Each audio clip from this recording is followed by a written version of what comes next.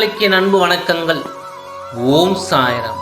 என் அன்பு குழந்தையே, நீ என்னை சந்திக்க வேண்டும் என்ற வேண்டுதல் வைத்த முதல் உன்னை நான் எத்தனை முறை சந்தித்தேன் என்று தெரியுமா? உனது கண்ணீரை எனது விரல்கள் எத்தனை முறை துடைக்கின்றது என்று உணர்ந்தாயா? உனது துன்ப காலங்களில் யாரிடமும் நீ மனம் விட்டு உன் துன்பங்களை பகிர்ந்து கொள்கிறாயோ அங்கிருந்து நிவர்த்திக்கான வழிகளை நேர் செய்வது நானே. யாரை தேடி நீ போகின்றாயோ அவராகவே நான் இருந்து உன்னை வரவேற்று உபசரித்தேன். உனக்கு துன்பம் வந்த நேரத்தில் ஒரு நன்மை விரும்பி நல்ல ஆலோசனை சொல்பவர் யாராகினும் அவர்கள் என் வடிவங்களே, என் தூதுபவர்களே. என் சந்தர்ப்பம் இல்லாமல் அவர்கள் அந்த நன்மை ஒன்றை சொல்ல மாட்டார்கள். அப்படிப்பட்டவர்கள் கூறும் இதமானவற்றை தள்ள வேண்டாம், கேட்டு கடைப்பிடி.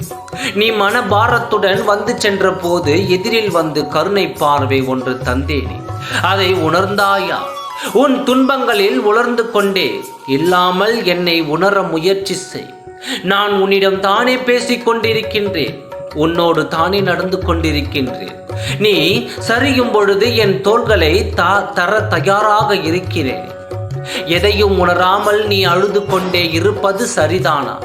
முதலில் மனதை அமைதிப்படுத்தி உன் துன்பங்களை மற்றவர்களிடம் கூறு. புலம்பாமல் உன்னுடன் இருக்கும் என்னிடம் பேசு. என் வார்த்தைகளை வாங்கிக் கொள். உன்னோடே பயணிக்கும் என்னை உணர்ந்து கொள்.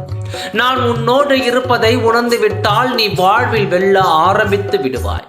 இனி எல்லாமே உனக்கு ஜெயமாகும். என் குழந்தையான நீ தைரியமாக வாழ்வாய். எதிர்கொள்வதையே நான் விரும்புவேன்.